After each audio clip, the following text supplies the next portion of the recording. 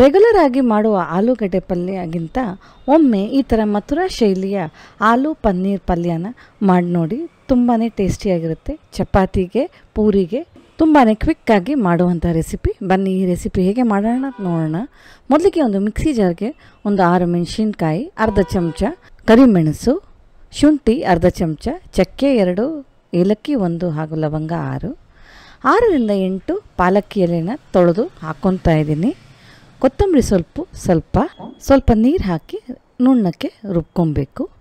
ನಂತರ ಒಂದು ಪ್ಯಾನ್ಗೆ ನಾನು ಇಲ್ಲಿ 4 ಬೆಂದಿರುವಂತಹ ಆಲೂಗಡ್ಡೆನ ತೊಗೊಂಡಿದ್ದೀನಿ.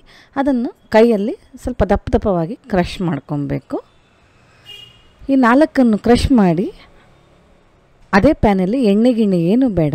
ನಂತರ ನಾವು ರುಬ್ಬಿರುವಂತಹ ಆ ಮಸಾಲೆ ಕೂಡ ಹಾಕ್ಕೊಂಡು ಅದಕ್ಕೆ 1 ಗ್ಲಾಸಿನಷ್ಟು ನೀರು ಹಾಕಿ ಸ್ವಲ್ಪ ಮಿಕ್ಸ್ ಮಾಡಿ, ರುಚಿಗೆ ತಕ್ಕಷ್ಟು ಉಪ್ಪು, ಹಿಂಗು 1/4 ಚಮಚ. ನಂತರ ಇದಕ್ಕೆ ಬೇಸಿಕ್ ಮಸಾಲೆಗಳನ್ನು ಹಾಕೋಣ. ಖಾರದ ಪುಡಿ 1 ಚಮಚ, ಅರಿಶಿನದ ಪುಡಿ 1/4 ಚಮಚ, ಕಪ್ಪು ಉಪ್ಪು ಒಂದು ಅರ್ಧ ಚಮಚ, ಧನಿಯಾ ಪುಡಿ 1 ಚಮಚ. ಇದನ್ನೆಲ್ಲ ಹಾಕಿ ಮಿಕ್ಸ್ ಮಾಡಿ ಒಂದು 5 ನಿಮಿಷ ಬೇಯಿಸ್ಕೊಳ್ಳೋಣ. ನಂತರ ಇದಕ್ಕೆ ಅರ್ಧ ಕಪ್ ನೀರಿನಲ್ಲಿ 1 ಟೇಬಲ್ ಸ್ಪೂನ್ ಕಡಲೆ ಹಿಟ್ಟನ್ನು ಹಾಕಿ ಗಂಟು ಇಲ್ದರೆ ಚೆನ್ನಾಗಿ ಅದನ್ನು ಮಿಕ್ಸ್ ಮಾಡಿ ಈ ನೀರಿಗೆ ಹಾಕೋಣ. ನಾವಿಲ್ಲಿ ಕಾಯಿ ಹಾಲಾಗಲಿ ಅಥವಾ ಗೋಡಂಬಿ ಪೇಸ್ಟು ಯಾವುದನ್ನು ಕೂಡ ನಾವು ಉಪಯೋಗಿಸ್ತಾ ಇಲ್ಲ ಇಲ್ಲಿ.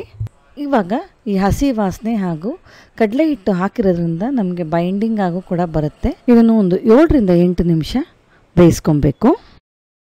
ಇವಾಗ ನೀವು ನೋಡ್ಬೋದು ಸ್ವಲ್ಪ ಥಿಕ್ಕಾಗಿದೆ. ಇದಕ್ಕೆ ನಾನು 1 ಕಪ್ಪಿನಷ್ಟು ಪನ್ನೀರನ್ನು ಹಾಕ್ಕೊತಾ ಇದ್ದೀನಿ, ಕಟ್ ಮಾಡಿ ಸಣ್ಣಕ್ಕೆ.